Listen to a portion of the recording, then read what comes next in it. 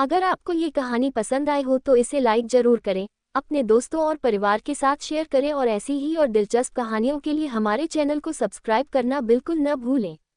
आपका एक छोटा सा सपोर्ट हमारे लिए बहुत मायने रखता है। लालची तांत्रिक और रहस्यमय कुआं। बहुत समय पहले की बात है। भारत के एक छोटे से गांव भैरवपुर में एक गहरा और पुराना कुआं था, जिसे लोग काल कुआं कहते थे। कहा जाता था कि उस कुएं से रात के समय अजीब आवाजें आती थीं, कभी रोने की, कभी हंसी की और कभी कभी किसी स्त्री के गाने की। गांव के बुजुर्गों की माने तो इस कुएं में कोई आत्मा बसी थी जो लालचियों को खींचकर अंदर ले जाती थी और फिर वे कभी लौटकर नहीं आते थे। गांव में तांत्रिक का आगमन। एक दिन गांव में एक तांत्रिक आया।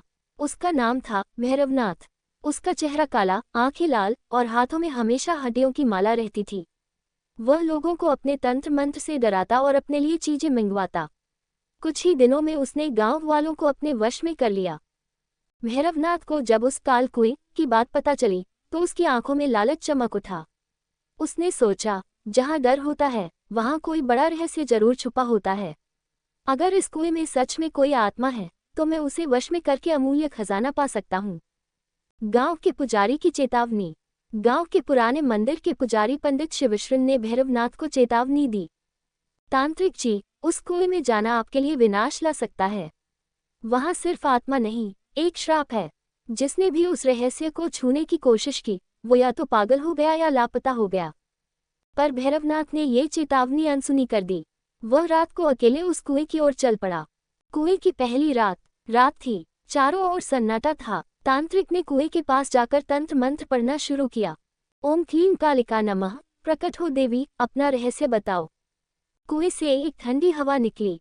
तांत्रिक को लगा जैसे कोई उसके कानों में फुसफुसा रहा हो। तभी कुएं से एक सुनहरी रोशनी निकली और एक स्त्री की आकृति उभरी। वह न तो पूरी तरह इंसान थी और न ही भूत, वह रहस्य थी। क्यों आए हो तांत्रिक? वह बोली। मुझे तुम्हारा रहस्य चाहिए, खजाना, शक्ति, अमरता। तांत्रिक ने उत्तर दिया। इसके लिए तुम्हें 3 रातें इस कुएं के पास बितानी होंगी। हर रात एक रहस्य खुलेगा, लेकिन अगर तुम लालच कर बैठे तो सब कुछ खो दोगे। तांत्रिक ने चुनौती स्वीकार कर ली। पहली रात, डर। पहली रात जब तांत्रिक वहां बैठा तो उसे अपने चारों ओर सैकड़ों आत्माओं की आवाजें सुनाई देने लगी। उन्होंने उसके अतीत के सारे पापों को दोहराया। वो कैसे गांवों को लूटता था, मासूमों पर अत्याचार करता था। तांत्रिक डर गया, पर मंत्र जपता रहा। सूरज निकलने तक वह डटा रहा। सुबह होते ही कुएं से एक चांदी की अंगूठी निकली। आवाज आई, पहली परीक्षा पार की। यह अंगूठी तुझे दूसरे दरवाजे तक ले जाएगी। दूसरी रात, मोह। दूसरी रात को तांत्रिक को कुएं से एक सुंदर स्त्री दिखाई दी जो उसे अपनी ओर बुला रही थी। वह वही आत्मा थी, लेकिन अब वह रूपसी थी। उसने तांत्रिक से कहा, तू मुझे अपना बना ले, मैं तुझे अमरता दूंगी, तुझसे विवाह करूंगी। भैरवनाथ एक क्षण को मोहित हुआ, पर उसे याद आया कि उसका उद्देश्य शक्ति है, प्रेम नहीं। उसने अपनी आंखें बंद की और मंत्रोच्चारण करता रहा। सुबह हुई और अब कुएं से एक सोने की तलवार निकली। आवाज आई, दूसरी परीक्षा भी पार की। अब अंतिम रात का सामना कर। तीसरी रात, लालच। अब आखिरी रात थी। इस बार कुएं से कोई आत्मा नहीं निकली, बल्कि तांत्रिक को अंदर खींच लिया गया। वह एक अंधेरी सुरंग में पहुंचा जहां चारों ओर खजाने ही खजाने थे, सोने के बर्तन, हीरे जवाहरात और शक्ति की पुस्तकें। एक गूंजती आवाज आई, सब कुछ तेरा हो सकता है, बस अपनी आत्मा मुझे दे दे। तांत्रिक लालच में आ गया। उसने आत्मा देने की बात मान ली। तभी जमीन फटी और तांत्रिक की चीखें पूरे गांव में गूंज उठी। तांत्रिक का अंत। अगली सुबह गांव वाले कुएं के पास पहुंचे तो वहां कोई नहीं था।